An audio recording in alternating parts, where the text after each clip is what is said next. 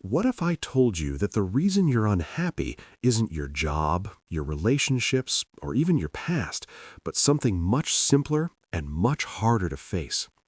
Every problem in your life comes from caring too much about what others think. Today, we're diving into the life-changing philosophy of the courage to be disliked, and I'll show you why true freedom, confidence, and happiness only come when you stop seeking approval and start living for yourself.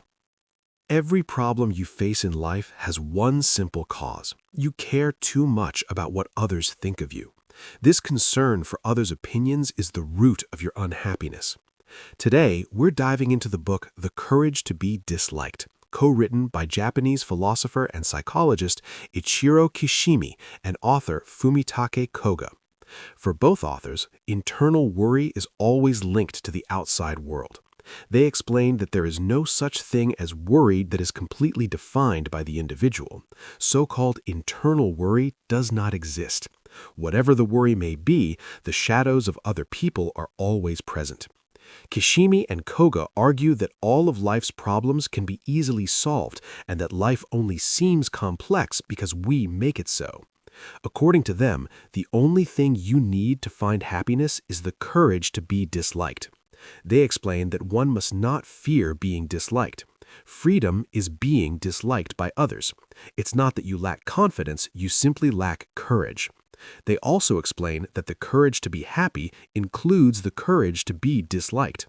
When you have gained that courage, your interpersonal relationships will all at once change into things of lightness. In this episode, we'll explore the key teachings from the book, including the psychology of unhappiness, why seeking external approval is a dead end, and the author's advice on how to live a truly happy life. Kishimi and Koga's worldview is based on the belief that everyone, no matter their past, has the potential to be happy. The main difference between happy and unhappy people is their willingness to change. The book draws on the theories of psychologist Alfred Adler. Adler believed that the self is a unified whole. Our body, mind, emotions, and both conscious and unconscious thoughts all work together toward a common goal. According to Adler, everything we think, do, or feel is directed toward achieving that goal, even if we're not fully aware of it. In Adler's view, goals don't just affect our happiness, they shape who we are. This perspective suggests that the goals we set drive our sense of self. Kishimi and Koga expand on this idea. They explain that Adler doesn't focus on fixed personality traits, but instead looks at people through the lens of their lifestyle. For Adler, your habits, emotions, and thoughts, you make up a lifestyle you chose at some point and continue to choose because you believe it's the best way to reach a goal. For example, Kishimi and Koga would argue that there's no such thing as a truly antisocial person. Instead, they see antisocial behavior as a choice, a way of pursuing certain goals. Kishimi and Koga take this idea further by suggesting that the goals we set not only influence our actions, but also shape our emotions. First, you decide what you want, and then you create the emotions that will help you achieve it. For example, imagine someone wants a job but becomes so anxious about the interview that they can't prepare or even attend. They think that if their anxiety went away, they'd have a better chance of getting the job. However, Kishimi and Koga would argue that the person's true goal is to avoid the interview, so they create the emotion of fear. The person doesn't really want the job. Their true goal is to simply avoid the risk of failing the interview, and fear helps them do that. Kishimi and Koga also address the argument that past trauma can stop people from finding happiness. They counter this by saying that not everyone who experiences trauma is stuck in it. For example, while negative childhood experiences may influence your goals, they would argue that it's still up to you to decide what goals to pursue and how to live to achieve them. In the book, they write, "No experience is in itself a cause of our success or failure. We do not suffer from the shock of our experiences, the so-called trauma, but instead we make out of them whatever suits our purposes. We are not determined by our experiences, but the meaning we give them is self-determining." They also explain that no matter what has occurred in your life up to this point, it should have no bearing at all on how you live from now on. You, living in the here and now, are the one who determines your own life. So if happiness is within our control, why would anyone choose unhappiness? Kishimi and Koga argue that unhappiness is actually a strategy some people use to reach their goals. As we've explained, the authors believe that the goals we set influence our emotions. They argue that occasional unhappiness is normal because everyone feels disappointed or frustrated at times. However, those who are always unhappy are often driven by one constant frustrating goal, and this frustrating goal is related to their relationships with others. This is an important point because Kishimi and Koga suggest that your overall happiness depends on the goals you set for your relationships. In other words, what are you trying to achieve in your connections with others? The answer to that question shapes how happy you are. So your emotions and sense of self are shaped by the goals you set, and the goal that most affects your overall happiness is the one you set for your relationships with others.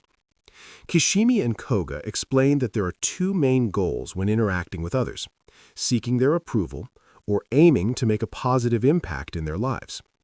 Kishimi and Koga argue that unhappy people often make gaining approval from others their main goal. Unhappy people believe the true happiness comes from being seen as good by others.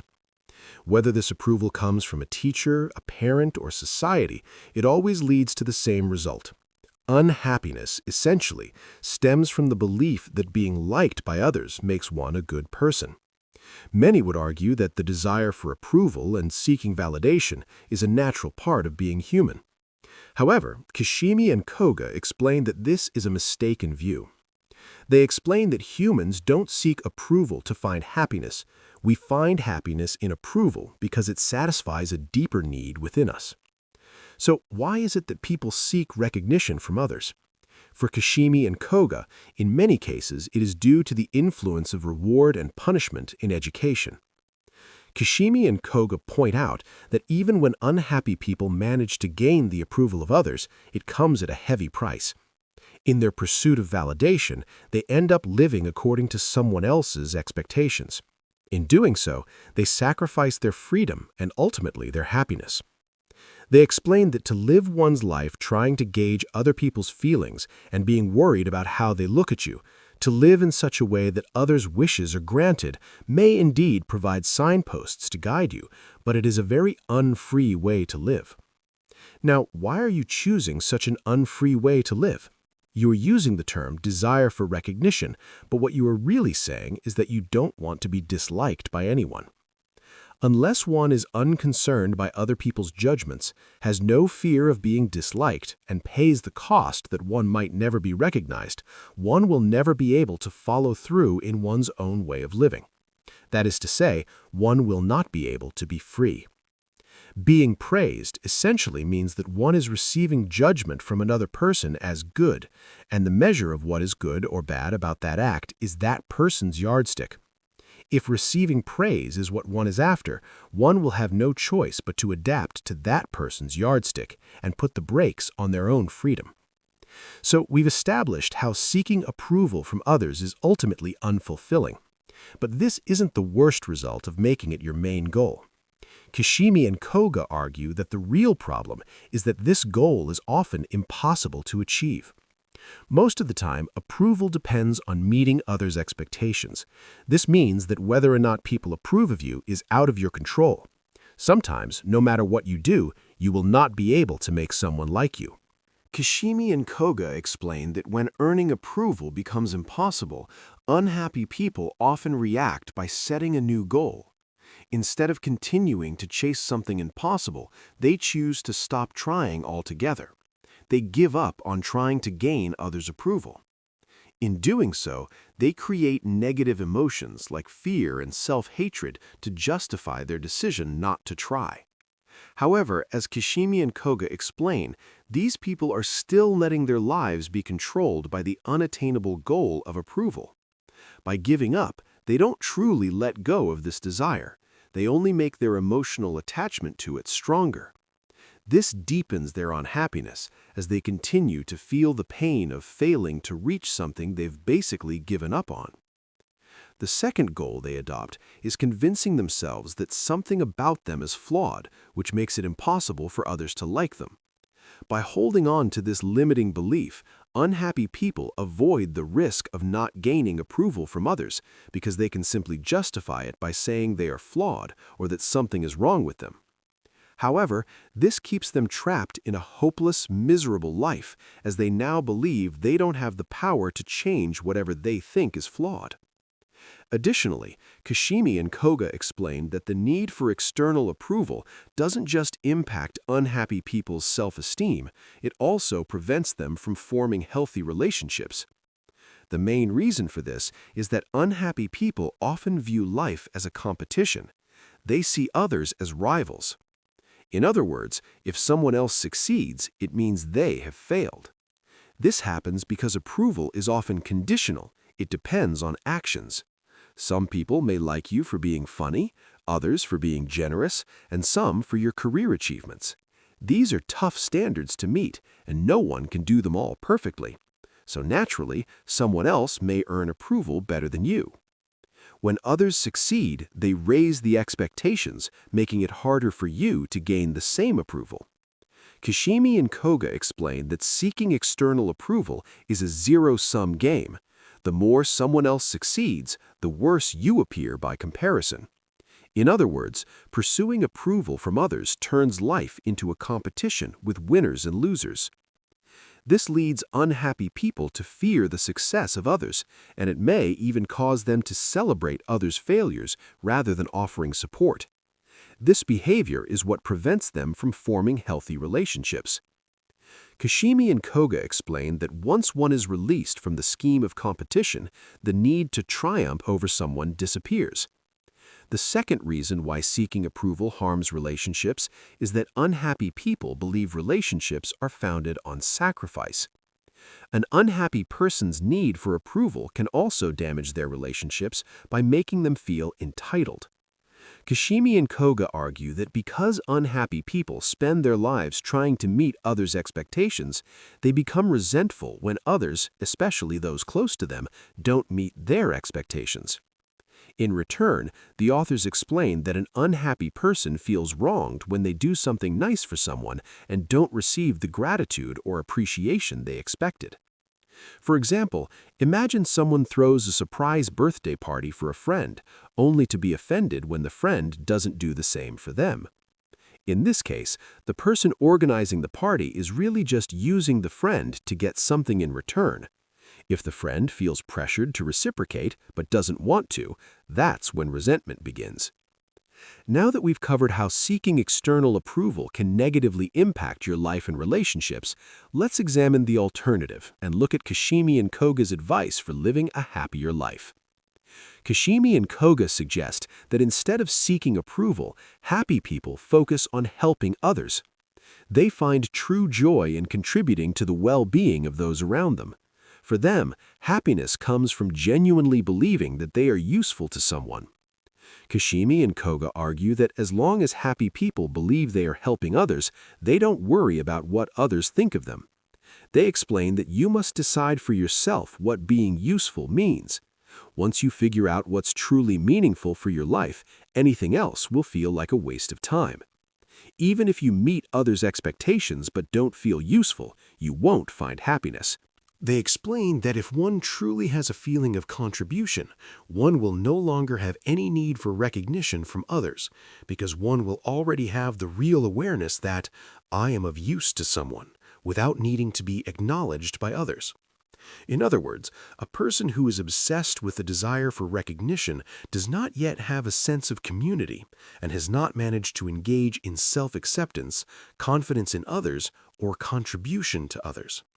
For happy people, helping others isn't a selfless sacrifice.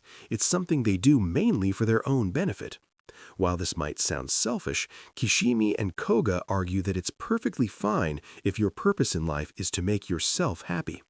Since helping others brings them fulfillment, happy people are able to serve without expecting anything in return. Additionally, according to the authors, the desire to help because it makes you happy is a much stronger motivator than doing so simply because it's the right thing to do. That is because pursuing self-sacrifice to be seen as a good person is just another form of seeking approval. Kishimi and Koga also argue that anyone can find happiness by realizing that just by existing, they bring joy to others. Humans naturally care about each other, and simply being around others can be fulfilling without needing to do anything extraordinary. Building on this idea, happy people believe that all humans have value, even if they haven't done anything good with their lives. Because of this belief, they can accept themselves fully, even if they've made mistakes or aren't as well adjusted as others. They understand that their presence is valuable to those around them, and this makes them feel good about themselves despite their imperfections. While Kishimi and Koga acknowledge that some people do more good than others, they point out that unlike unhappy people, who may see the success of others as a threat, happy people celebrate it. Since happy people believe that everyone can make others happy just by being there, they see no need to view life as a competition. The success of others cannot diminish their own worth as human beings. Finally, happy people focus on the present moment, enjoying life as it comes. Kishimi and Koga believe that we all have the ability to choose happiness at any given moment. They explain that many people think they need to achieve something big to be happy, but that's not true. Anyone can find happiness by simply recognizing the positive impact they have on others. They clarify that this doesn't mean you should stop working toward future goals. Instead, you should find meaning and joy in the journey toward those goals. That way, if your life ended suddenly, you wouldn't feel like it was wasted. The key takeaway from this book is that no matter what you do, it's inevitable that some people won't like you. Therefore, the only way to find lasting happiness is to accept this reality and have the courage to live a life you believe is good regardless of other people's opinions. This is why it's crucial to let go of the need for approval and develop the courage to be disliked.